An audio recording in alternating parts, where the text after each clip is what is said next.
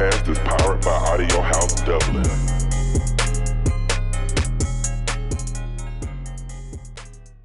A good or a great man should I suppose be or should embody is that kind of inner strength. Yeah, that's a really good description of a man. Really, you really got you got the. Where's the gong? Really hit it in the head. Yeah.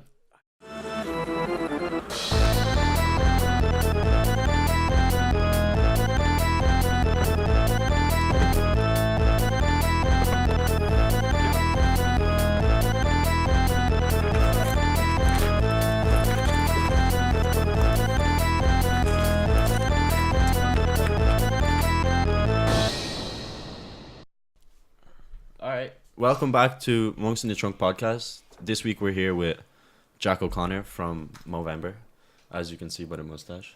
Hi. And right before we started, we were talking about your Instagram name, Zen. Yeah, that's right. And I was talking about the book that I found called Art of Motorcycle Maintenance. Yeah. And yeah, it's a pretty good book with the whole Zen principles and all that stuff. You're enjoying it? Yeah, I really like it. I'm like underlining stuff and Oh, wow. And usually when I read it, I'm like just so tired. So you really just lose your mind in the whole thing, and it's pretty cool. But yeah, you're initially from, you're country manager of Movember, Yes. right? That's right. Yeah, I manage the Irish campaign. And yeah, tell us a little bit about Movember. Okay. So Movember is the world's largest charity that's dedicated to men's health. We would say that we want men to live happier, healthier, longer lives, and the way that we do that is by investing in research and initiatives across prostate cancer, testicular cancer, mental health, and suicide prevention. And that's because these are some of the most critical points of men's health today. We would kind of encapsulate all that and say that what we want is for men to stop. Or that our mission is to stop men dying too young. Yeah. So a lot of people don't know this, right? But men's health is actually in what we would call a state of crisis. The world over, and this is in Ireland, this is in the UK, it's across the world. Men die on average 6 years earlier than women. And what's really interesting about this is there's no biological reason for it, right? There's no, we don't have a genome in us that because we're guys, it's like, okay, once you get to a certain point, you're done. A lot of it's down to behavior. And so what we try to do, as well as raising funds throughout the Movember campaign, we try to raise a lot of awareness. We try to encourage guys to check their nuts, and we try and get guys to take more ownership of their health. That's a big part of what we're trying to do. Yeah, because even we've had another podcast where we talk about male mental health, and it gets overlooked so much. It's just people think, oh, they're men, Sure. So that's I'd say the one major thing that pops up in the head when you're talking about male mental health. Yeah, it's funny because men have been conditioned for decades, for hundreds of thousands of years, to stifle their emotions, and to we're now expected to live up to this archetypal masculine macho man, this unfeeling superhero, kind of like James Bond, right, who has no emotions, no feelings, doesn't show any weakness. But this guy doesn't exist, right? Yeah. And we really need to start looking at that and looking at what we can do to change that, and to change what we expect of men and what we think a man should be. Yeah. But even, I think it's just constantly changing if you think about it, and with social media as well having an impact on it now, it's social media is an interesting thing when you talk about mental health, and yeah. not just for men. It's like the highlight reel, right? Everyone looks great, everyone's having a great time all the time. Yeah. And if all you do all day is look at social media, you're just going to see all the positive things that are going on in people's lives. And if all you're doing is scrolling through social media feeds, you're going to be like, I feel like shit. Yeah. So social media is not good for mental health. It doesn't take across all board, take male and female. Sure, yeah, absolutely. one of the big things with men and mental health is that men don't seek help. And what's interesting, so Movember's been working in prostate cancer for 15 years since the beginning. That's where we started. And then we moved into testicular cancer, and now in the past 5 years or so, we've started to look at mental health.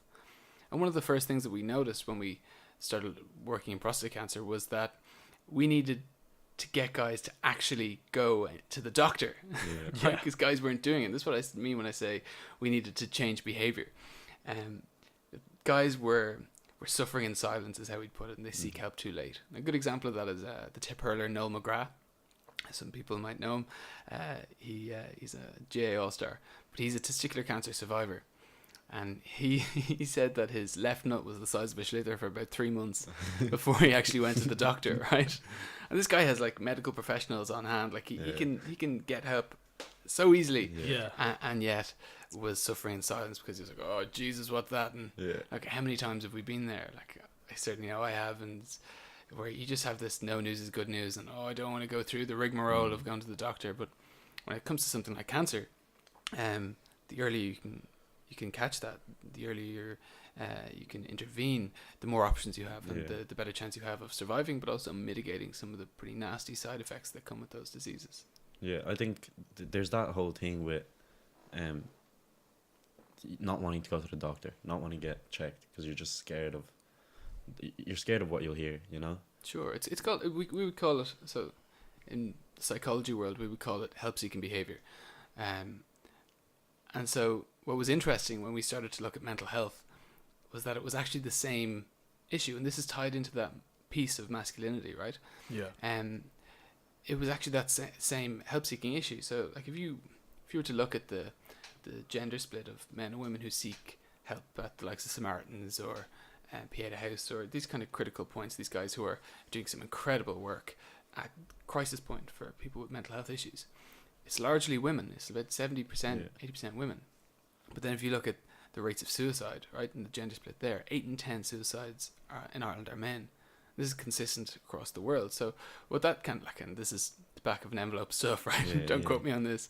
But what that tells me is that mental health issues are affecting men and women equally, but the way in which men and women deal with those issues is just totally different. Women are seeking help, and men are suffering in silence. They're internalizing that and essentially seeking help too late or not seeking help at all in the worst cases. And what do you think is the sort of core difference between men and women? Do you think it's an upbringing thing, or do you think it's more of a larger societal thing, you know, that actually drives this sort of lack of willingness to seek help or open up in that way? It's a good question. And it's not one I really have the answer to, right? Yeah, who does? You know, in this day and age, if you want to go to what is the difference between a man and a woman, like, it's really very little beyond like certain biological things. Like, it really is very little. But so I suppose you could say it comes from culture, it comes from society and societal expectations and how we're raised, right? And this is something that women have been really good at being vocal about recently, saying, hey, you know, women are being raised to be like this, or women are being raised to be like that, and they're very good points, and women are actively starting to change that culture, whereas men are maybe a little bit behind, right? There are men out there who are saying, hey, like, you know, there shouldn't be these societal expectations of men, or men shouldn't be like you talked about the girl you had in the podcast who did the Boys Don't Cry piece. Boys actually do cry, right? But we're conditioned from a young age to internalize those emotions, and to stifle your emotions. That whole stiff upper lip thing. Be a man. What does, you know, interpret what be a man means? Like, you know, what does it mean? But like, what is intended when someone says be a man is like, just suck it up. Suck it up. Yeah. But I don't know. Someone asked me recently in an interview, what it means to be a man in today's world. I was like, oh man, God, don't ask me that question. But I suppose, like, I kind of thought about it for a while, and I eventually kind of came around to strength. Because strength has been associated with masculinity for years, right? Traditionally, in that Neanderthal chest-beating machoism sense, right? And that's not the way that I mean it, but it's kind of a nice dualistic way to look at the word strength.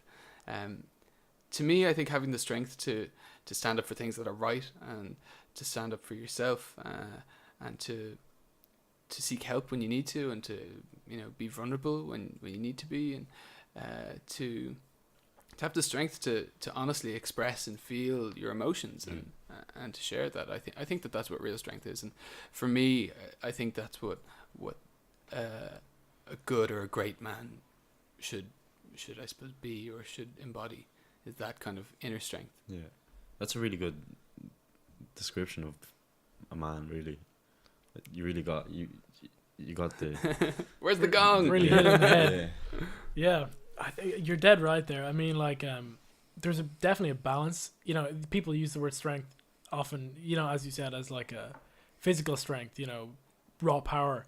But it's funny because I feel like there's definitely a sort of thing among men where it's like we have to solve our own problems, have to be self-sufficient, and obviously it's a two-sided coin, because it's good to be able to stand up for yourself and solve your own problems and be self-sufficient, but there comes a point obviously when sometimes you just can't help yourself, and sometimes you do need help from other people, and it's really hard to accept, I suppose, when you do have that thing where it's don't surrender, figure it out, that sort of weird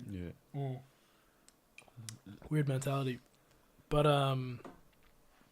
in terms of the sort of the doctor stuff, do you think it's sort of fear that stops people from going, or more just well, there's loads of barriers to that behavior, right? Sometimes it's financial. Sometimes like I don't want to spend the £100 it is on going to the doctor. Yeah. Sometimes it's that, but your health is your wealth, as people would say, right? That's kind of one of those phrases.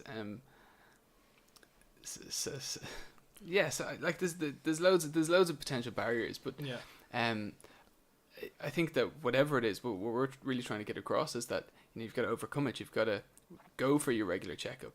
Yeah. So, for example, even something as simple as checking your nuts, like that's really important, really, really important, and it's important to do it regularly, because it's not just about finding something; it's about knowing what's normal to find something in the first place. Yeah.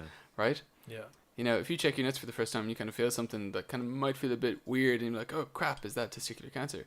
Like, if you've never checked your nuts before, you don't know if that's you've just always kind of had this like little lump there. Yeah. Yeah. So get right. We encourage people to regularly check their nuts. Even I saw this video on Facebook, and it's like this woman standing in the street, and she's just giving men like free nut checks, and she's like a fairly good-looking woman, and like loads of lads are going up there lining up to get their nuts checked by this girl, and it was a funny thing because all it takes is literally like however long you want to check your nuts for. Like, well, the testicle check is pretty uninvasive. It's pretty easy to do. You could do it every day, and it wouldn't take much out of you. So it's definitely something to include in your morning shower routine. Yeah. Shower, the bath is the best place to do it. Everything's hanging loose. That's what you want. And how did you get involved with Movember? It's an interesting question. So where do I start? Okay, so when I was younger, so like when I was like 15, I was really into like Abercrombie or like Hollister, right? And so as I kind of got a little bit older, like 18, 19, I got interested in brands and how people would kind of flock towards brands, and like mania about brands, and people would be like Supreme on Instagram. People just love Supreme, or people love Hollister, or they love Jack Wills, and they get mad into brands. So I was really interested in that behavior, and a lot of for a lot of my time through college, I worked for Jack Wills, kind of working on their branding and marketing in Ireland. It was what they call a seasonaire, is what the title they had. And so I kind of worked in that space for a while, and then as I kind of finished college, I got really interested. I did ancient history, archaeology, world religions, and theology. So I didn't really have a career in mind when I took that course. And so when I finished that course, I had a pretty strong idea of what I wanted to do, and that was practice clinical psychology and work in mental health and in psychopathology.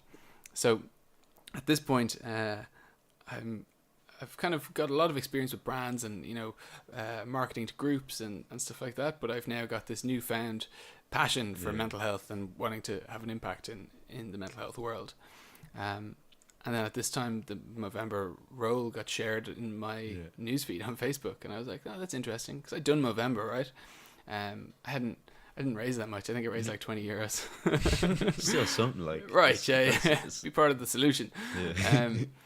Yeah. So yeah, I kind of clicked onto it and applied mainly out of interest to be like, whoa, this is like, a big thing here, and the brand's really cool. I always thought it was real slick with the mustache and the guys, quite stylish, right? And yeah, so I met with the guys and I obviously took the job. Yeah. You're here now, like. Yeah. But. And was it like a real? What was the whole process? Was it like real flaked out, like kind of, just? Was it a strict working routine, or was it like kind of like, just figure this out? Laissez-faire kind of. It's pretty. There's a lot. You got to learn pretty quickly because there's so much. Yeah. So I joined the about 3 months before campaign in 2014, and we're kind of in the middle of campaign now. It's like crazy busy, so you kind of get on with it, and especially in Ireland where we're a really lean operation, you kind of have to do a bit of everything. So you've got to multitask, but you've also got to have like a very varied skill set. So you can kind of jump from running events to doing social media to like going out and giving talks to doing podcasts to advertising. Just being a public figure, really, I'd say. Kind of, yeah. Or even like a lot of us just going out and meeting people. My favorite part of what I do is going out and meeting like groups that have fundraised. Yeah. Because they're obviously passionate about what I'm passionate about. So there's this immediate connection, and I'm obviously so grateful to them because they're helping us to do the work that we do, and that's a really rewarding experience for me. And they, I hope, enjoy my visits as well. And so there's a lot of that. There's a lot of being with people and going out and kind of explaining to them exactly what we do, because they kind of know in general it's men's health, or it's prostate cancer, it's mental health, but then I can give them a more in-depth look of like, this is what we do and this is how we do it, this is what we're going to achieve in the next 15 years and stuff like that. That's pretty cool. And how would you encourage people to maybe get involved? And this is my plug, right? Yeah. No, not even the plug, but just before we go on about talking stuff, like just people are probably listening, wondering, how do I sign up? How do I start? So where do I start? First thing is to go to Movember.com, and from there you can sign up for the campaign. So you can register we've got like a state-of-the-art fundraising platform. It's like Just Giving, but it's a Movember one. It's our very own, and this is in every country in the world. So you can go on there, you can sign up, and you get a Mo space, like MySpace, but it's a Mo space. And here you can put up photos, you can start a team, so you guys can start the Monks team, right? You can get people to join the Monks team, and you can fundraise, and it's all really there. And so obviously our bread and butter is growing a mustache. That's what most of the people who do Movember get involved in to support us. But if you're a woman or if you're a guy who can't grow a mo, looking at you, man. If you can't grow a mo, what we ask is host an event or take on what we call a move challenge. So that's what we're asking people to do, is walk or run 60 kilometers throughout the month of November. Wow. So that's pretty cool. A kilometer for every man that we lose every hour to suicide. Oh shit. Yeah. Wait, say that again. A kilometer for every man that we lose every hour. And there's 60, right? Yeah. So globally, a man dies from suicide every minute. It's over 500,000 guys.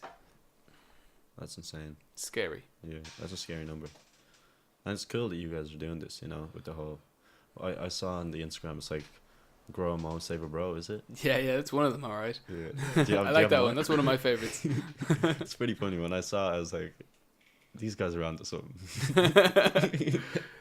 Yeah, well, we've grown like 5 million mustaches since it started in 2003.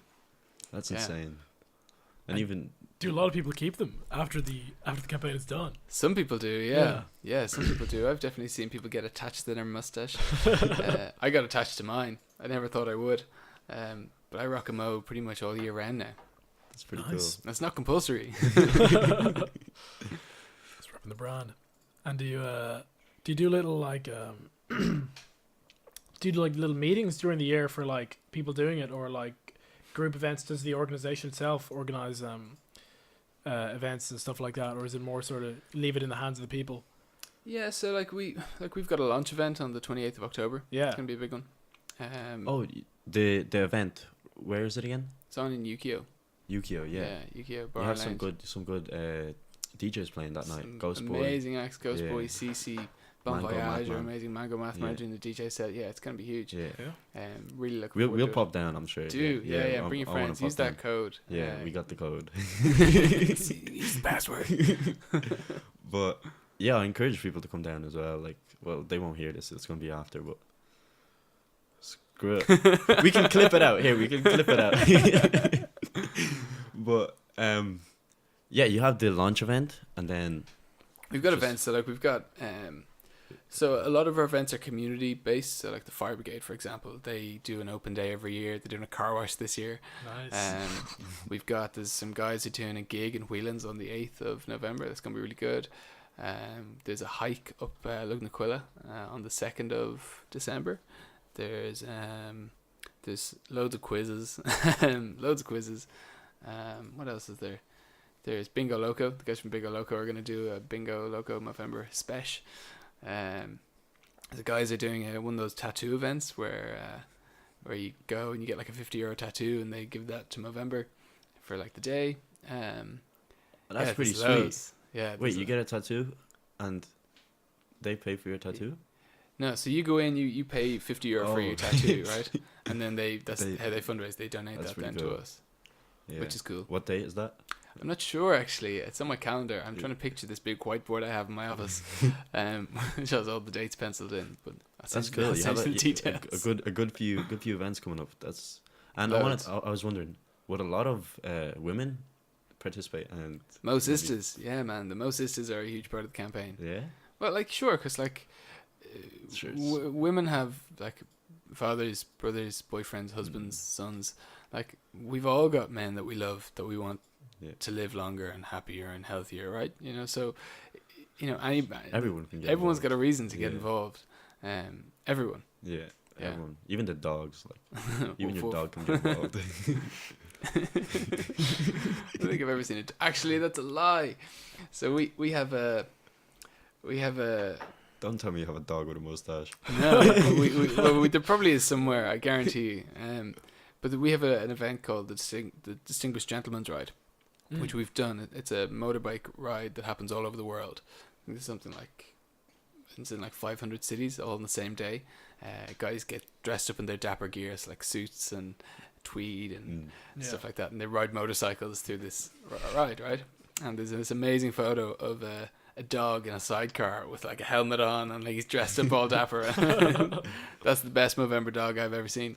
Yeah, like you should get like little mustaches for dogs or something. That'd be so cool. Mustaches for dogs. Yeah. Yeah. You heard it here first, people. Or just encourage them to grow them. Like it probably doesn't take a lot. Whiskers. Do whiskers count? I don't know. Do Yeah, dogs? there are dogs with fairly bushy whiskers. Yeah, You right. could count that. You know the little like Yeah. little guys. The Or terriers even have when kind you're of when, mustaches. when yeah. you're grooming your dog, you should maybe just wait. No, they don't get facial hair as much though. Yeah, I think it's a largely human phenomenon. Yeah, I think yeah. Anyways, Where do you want to go from dogs? dogs with mustaches. That's even harder. Yeah. I mean, did you always have like a charity involvement before Movember, or was it your first sort of endeavor into that?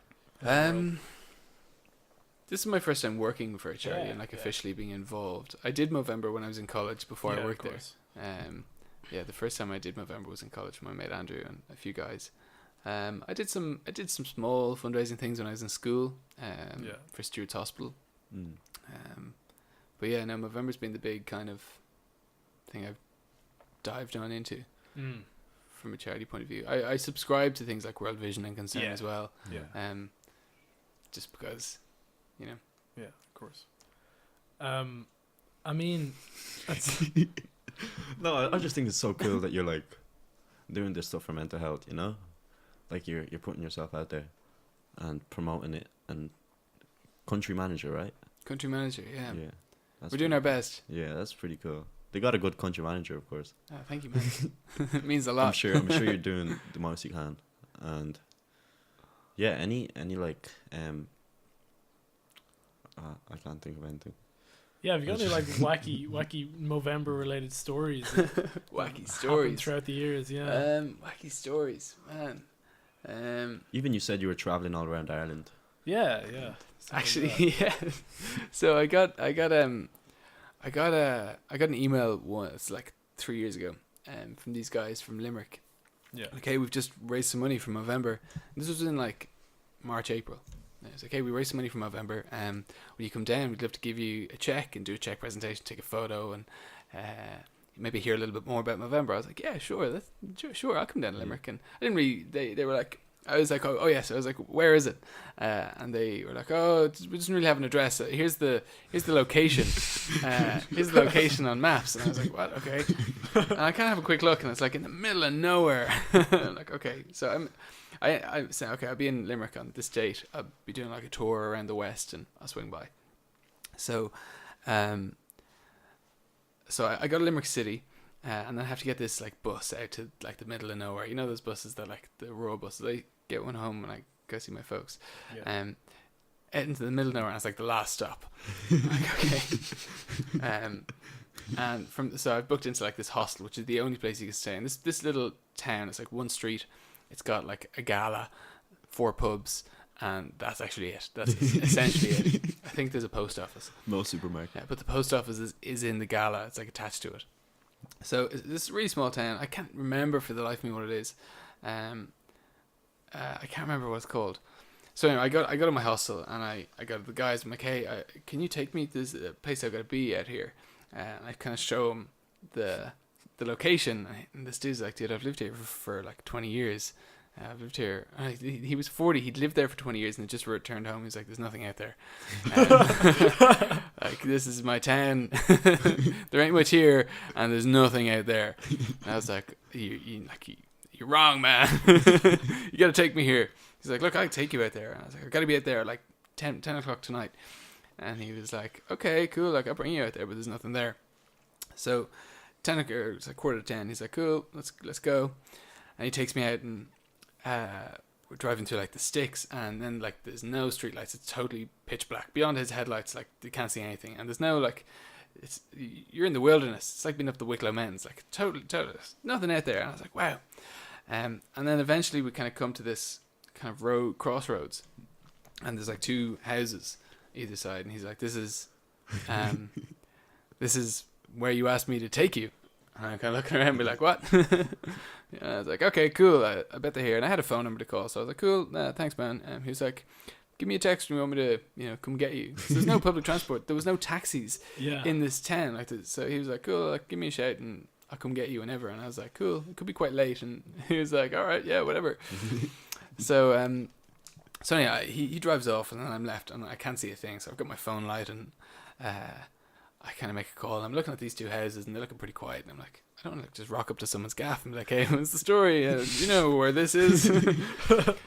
So anyway, I call the person, and they're like, oh, Jack, yeah, cool, yeah, we'll be right there, right? We'll be right there. Hang on. So I'm kind of standing here in pitch black, and I'm like, this is really weird. And I was starting to, like, I looked up at the stars, and like out there where there's no light pollution, really beautiful. And I was kind of stargazing for a while, maybe a little bit too long. And then I hear like these footsteps and this chatter, and there's like this kind of group of people walking like kind of out of the mist. And they're like, Jack. I'm like, oh, hey, yeah, what's the story? And they're like, oh, nice to meet you. And then they like bring me into one of the houses, and they open the front door, and then there's like they take me through to like this front room, and in this front room there's this like speakeasy pub that someone's built in their front room. And so like there's a kind of a makeshift bar on the left hand side that's kind of stuck up. They've got Guinness on tap, and they've got cans on the shelf behind them, and that's it. And then there's an open fire. Then there's this like stone walls, stone floor, and and like these random assortment of chairs dotted around the room. And so this really old lady, she looks like she's about like 95, like short and kind of steps from out from behind the bar and like shakes my hand, and her name's Molly, or Miss Malone. Her name's not Molly Malone. Her name is Miss Malone.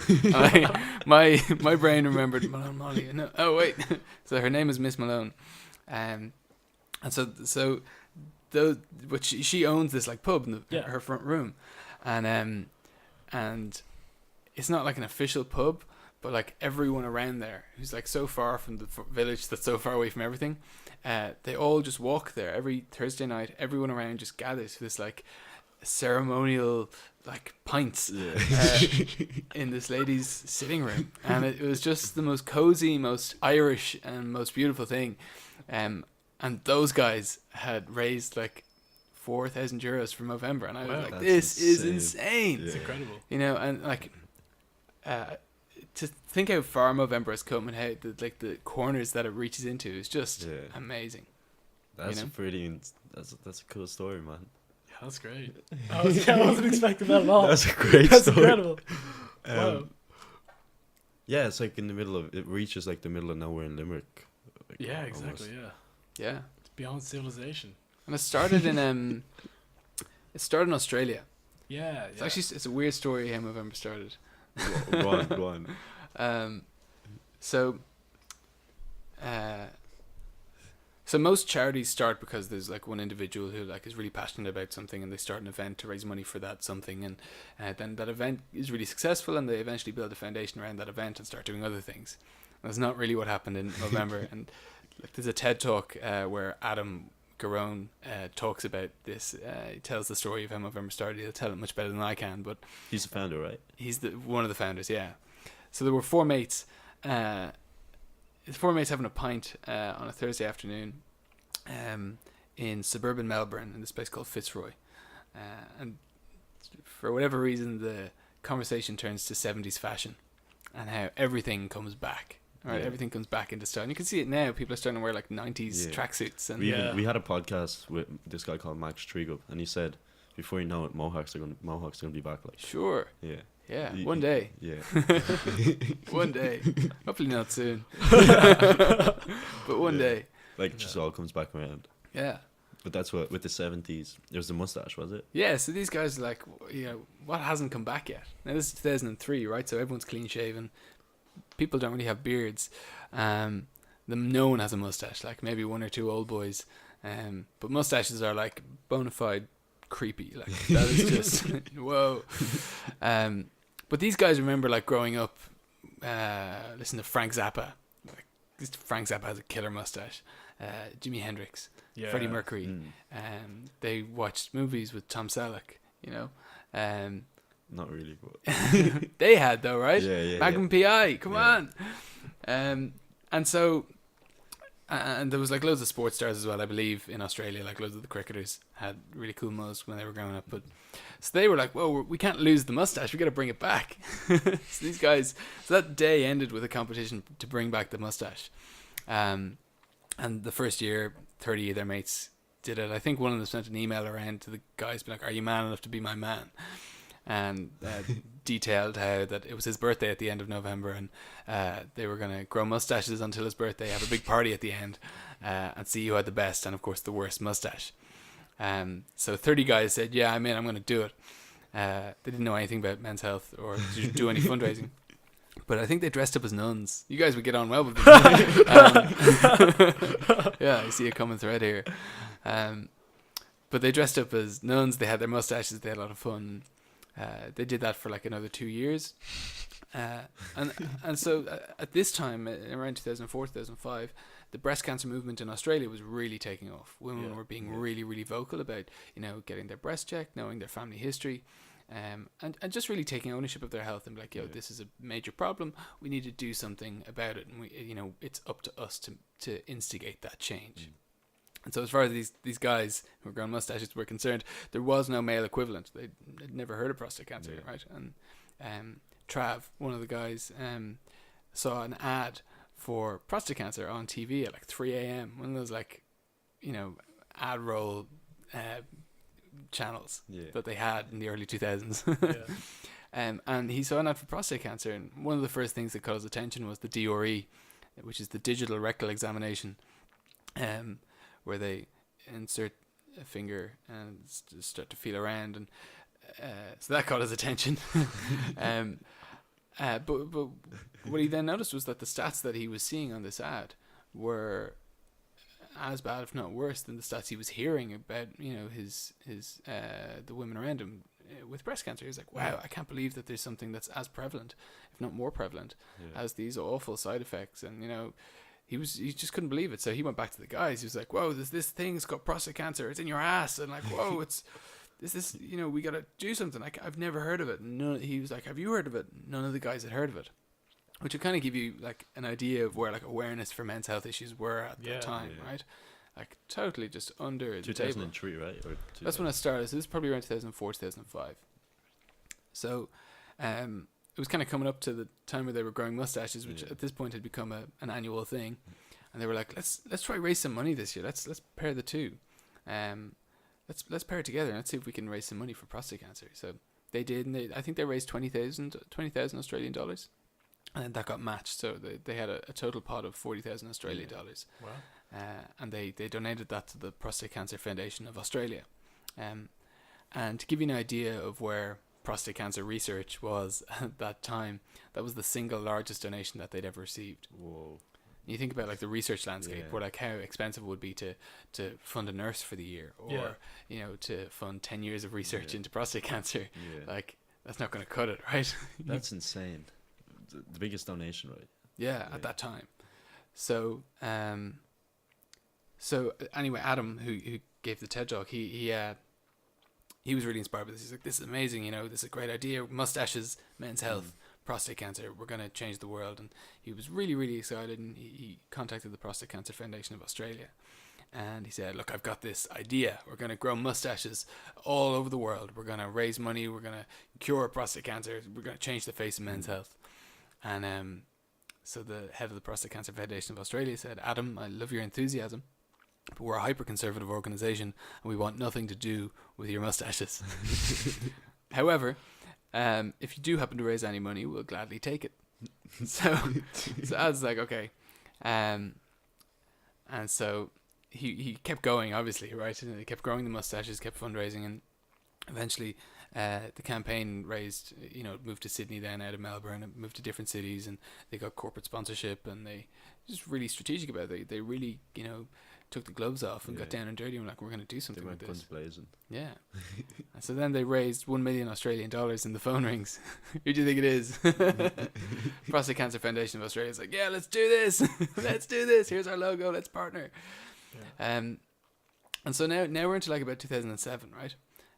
And the dawn of Facebook kind of lands on the internet. And so it's just like the world is hyper connected. People in New York start to hear about it. People in Canada, the UK, start to reach out to the guys, be like, "Oh, there's nothing for men in my country. We need to bring this over here. We need this. We need to raise awareness. People need to know." And so it just grew and grew and grew. Excuse the pun. And now, it's 2018 now. So 15 years later, we've grown over 5 million mustaches. We've invested in over 1,200 men's health programs across the world. We're in 23 different countries. Yeah. So it's been quite the journey. It's been wild. That's insane. It's a great story again. So when you think of it ending up in that little like shack pub in like the smallest corner of Limerick, It's like the four boys who started it almost. Yeah. That's right? pretty cool. And have you met these four lads? Yeah, they're all very cool. Are they sound? They're the coolest guys. Yeah. Adam, JC, Trav, and Lucky. I've never met Lucky, but I've met the other three. You got unlucky there. Very good. Very good. I'm messing that. That's and that it just shows that how easy it is to get involved. If 5 million worldwide. Sure. Yeah. That's 5 million mustaches. it's pretty cool. A lot of mows. And it's all towards 12 different men's health 1,200 men's health programs. So Oh, that's 1,200. and look, we've funded like 30 of them in Ireland. Some of them are in the States. A lot of them are in Australia, Canada. They're across all of our markets, and they're across all of our cause areas: prostate cancer, testicular cancer, and mental health suicide prevention. Yeah. And how much, how have you gotten into actual mental health, as opposed to say prostate cancer? How did it go towards? Yeah, what was the development there throughout? Well, it was 2007. They got the big go ahead from the prostate Cancer Association. How did it move out? How did it branch out into all these other? What is it now? important It's topics? mental health, prostate cancer, and the third one. Yeah, prostate cancer is probably the biggest one because we've been there for 15 years. Yeah. Then testicular cancer, just because Testicular it's cancer. men's health. So we don't see ourselves as a prostate cancer charity. We see ourselves as a men's health foundation. Yeah. So, you know, we tackle the biggest issues that are facing men. So they are prostate cancer. Prostate cancer, you know, to give you an idea of the scale of it, like 1 in 8 Irish men will be diagnosed with prostate cancer. You know, there's 3,000 new cases every year in Ireland. In Ireland alone. And do they get diagnosed early enough? Well, traditionally, no, because guys are so bad at checking themselves, right? Or if they kind of notice maybe a subtle side effect, they're like, "Ooh, that doesn't look good. Yeah. I'm not going to think about that. I'm going to have a pint with the lads and watch the game." Yeah. But even the thing you say, I just thought about that there. I don't think guys have a strong enough mental health almost to deal with the consequences when they do get diagnosed, maybe, if you know what I mean. Being diagnosed with cancer is It's just- a major thing, Yeah. and that's a lot to process. So that's actually one of the things that we fund. We fund these two prostate cancer specialist nurses, Mary and Rachel, and they're called case nurses because they provide care, advice, support, and education, which is exactly what you need if you've Yeah. just been diagnosed with cancer of any Yeah. kind. But there's nothing like these guys in Ireland other than what we're funding, and just exactly what you said. There's a need for that. You need someone to help you through that process. Yeah. Because like you've just been diagnosed, but then you've got all these decisions to make. You know, what treatment path do I go down? Finance, What type of prostate yeah. cancer do I have? How advanced is it? Is it aggressive? What stage am I at? So there's so much variety there, and there's a lot of difficulty around decision making. One of the things that we noticed early, when we moved into prostate cancer, was that over treatment was a major thing. So, and look, it depends on what type of prostate cancer you have and what stage it's at. But sometimes the best thing for you to do, if you have like a very mild form of prostate cancer that's not growing, you have no side effects, maybe the best thing to do is monitor that, keep an eye on it. Because if you're like 60 and you've got like small, mild and not aggressive prostate cancer, you sit on it and you maybe observe it. Now, obviously, do what your doctor advises, but sometimes that's the best option. But when we started working in prostate cancer, that sort of awareness wasn't there. And so what we had was this problem of overtreatment, where you got me in, oh, you've got a bit of prostate cancer there, let's take that boy out. Yeah. And people were having their what we call a radical prostatectomy, where they remove the prostate. Is that how it's what's it called, solved?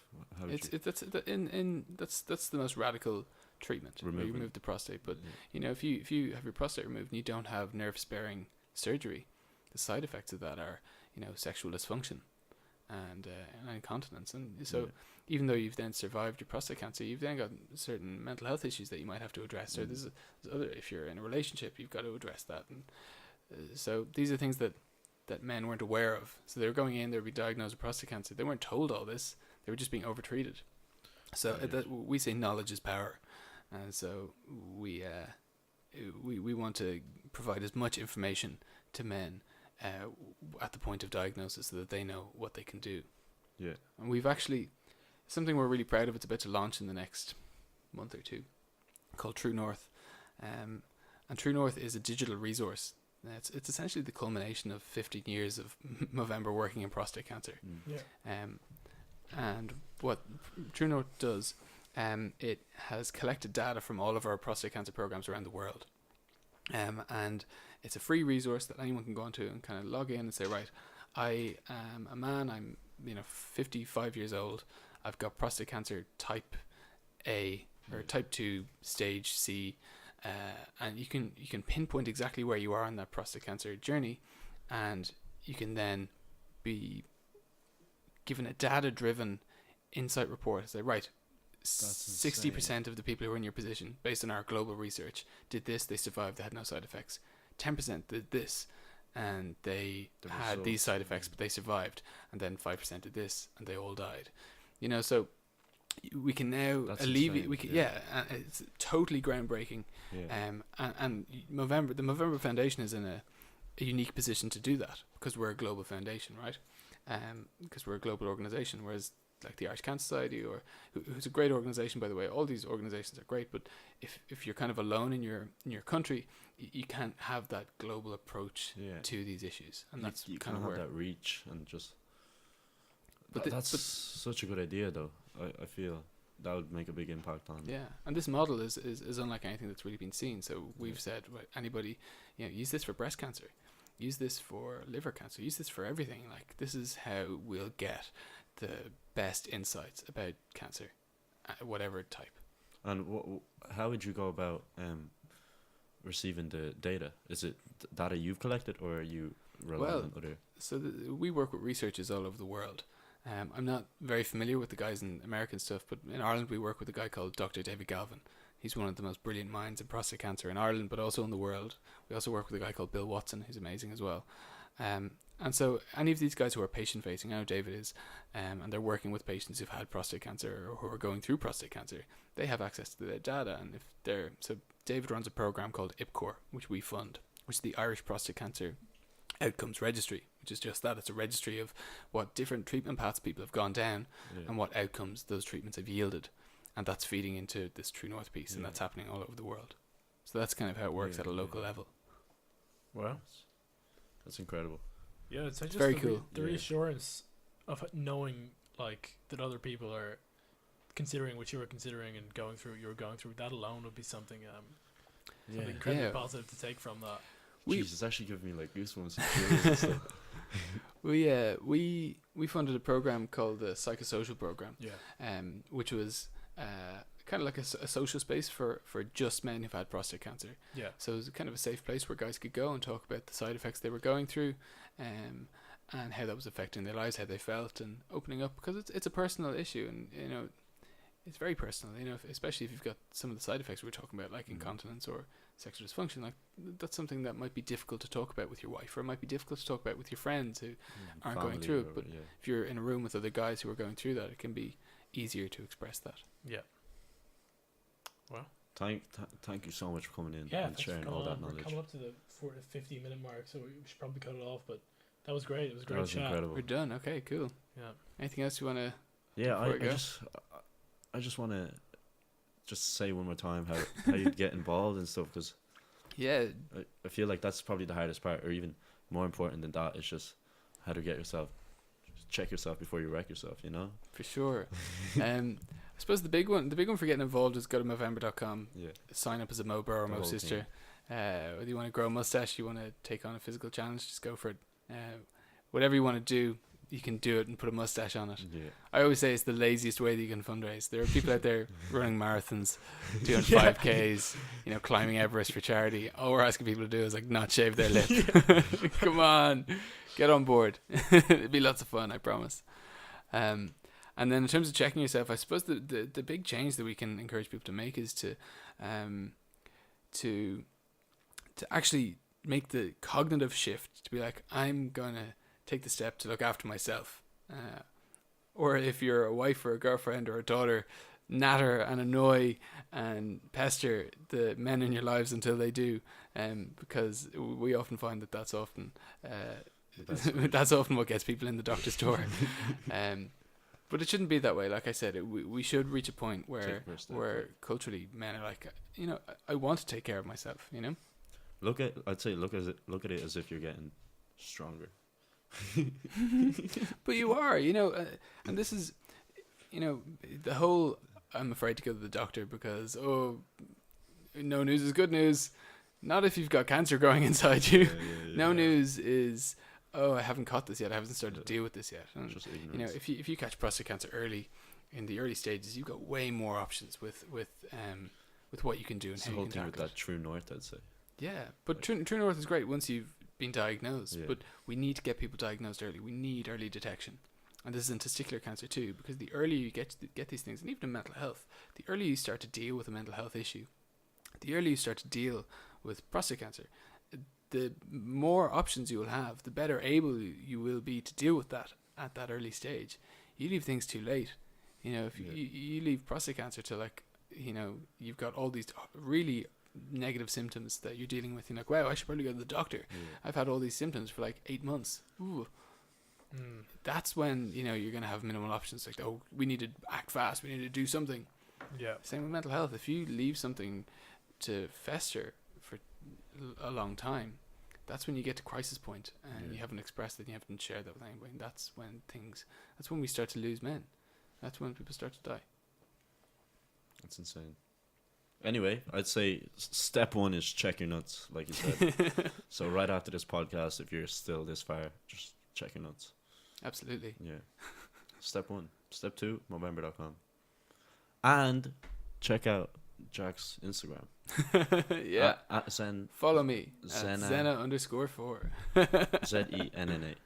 That's pretty cool. And Movember have a cool Instagram as well. Yeah. We'll throw links to Movember, to the Instagrams, to everything down in the description for the video. And Sweet. yeah, thanks for listening. Thanks for coming on, Jack. It's great Thanks for having me. me. And we'll catch you guys next week. Peace out.